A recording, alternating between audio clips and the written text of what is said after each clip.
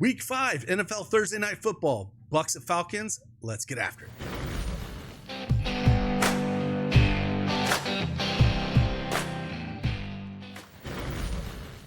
Hey, what's going on, everybody? It's Craig Ben, aka Cash Cake, back with an NFL Week 5 video. Thursday Night Football. We're going to talk about the Buccaneers at the Falcons. Got 3 plays for you here. We'll dive right into it. Again, great game last night if you're looking at the Detroit and Seattle game. We absolutely crushed that one.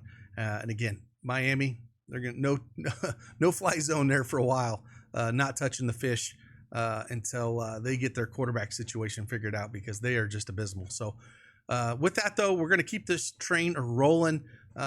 Week 5, hopefully it is as successful as we had for week 4. We just absolutely crushed week 4 across the board. That was college football, NFL, everything. So if you want access, head on over to dailyedgesports.com and get it. If you want to tag along with these plays, you can use that promo code CashKeg. Play $5, get $50 instantly. It is that easily. Got 3 plays for you. Let's dive in. Let's go.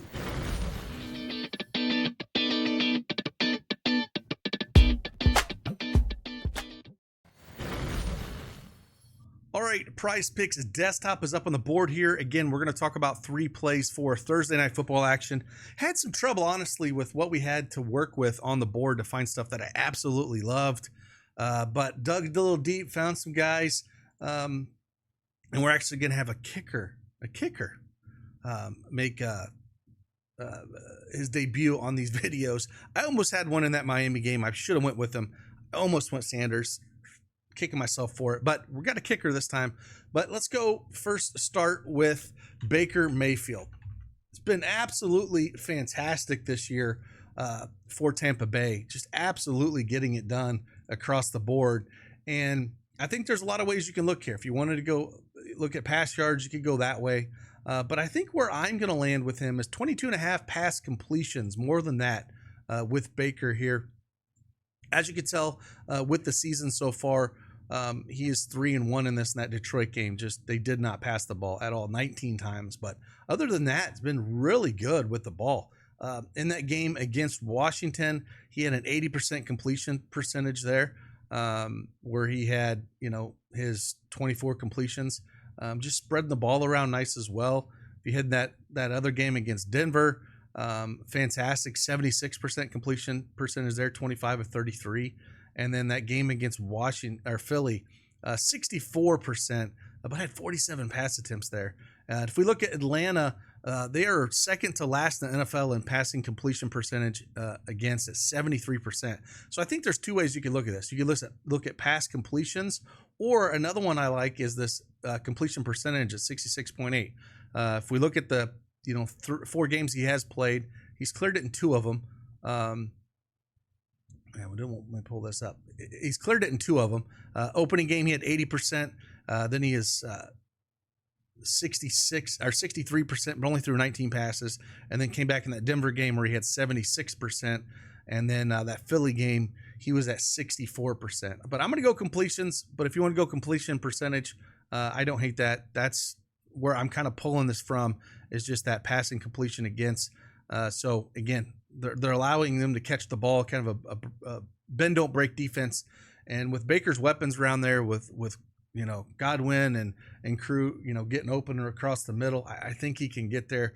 We're gonna go more than 22.5 pass completions. Next one, we're gonna go over to Captain Kirk Cousins, more than 228.5 pass yards. We're gonna go here. If Tampa Bay does start putting up points on the board, we're in the dome as well, so we should see hopefully some fireworks here. But he's cleared this in each of the last 3 games he has played. Pittsburgh didn't get there. Again, he's coming off that injury, starting to get his feet wet a little bit. Competitive games across, they won that game against the Saints 26-24, where he threw for 238. That game against KC, he lost 22-17, where he put up 230, and then they won 22-21 against Philly there at 241, and then that game against Pittsburgh where they lost 18-10 was kind of a snooze fest. But again, if Tampa Bay starts putting up some points early in this game, we could see Atlanta playing catch up a little bit, and maybe they get after it here. So I'll take Captain Kirk more than 228.5 pass yards, and hopefully it's a spot where he has to air it out a little bit. And then the third play I'm going to like here, we're going over and looking at kickers. That is right, kickers. I usually don't like to go here, but with both of these teams, I don't really trust the wide receivers on the Atlanta side. And since where London's great at man-to-man, but he's not great at zone, and so that's a spot where I was looking at under yards. I didn't really want to go over on that one, but then I don't really trust it because Pitts isn't really doing anything. And then do I really want to lay Mooney? And there's no real Mooney. If you look for Mooney, there's nothing really out there for him but a TD, because I kind of want to look at him a little bit. So that's what I said. It makes it kind of tough with these videos.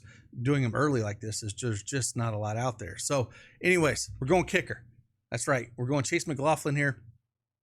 And I'm going to go, I think you can go either one of these, but I'm going to lead to go points here, 7 points. I think you can go 1.5 field goals.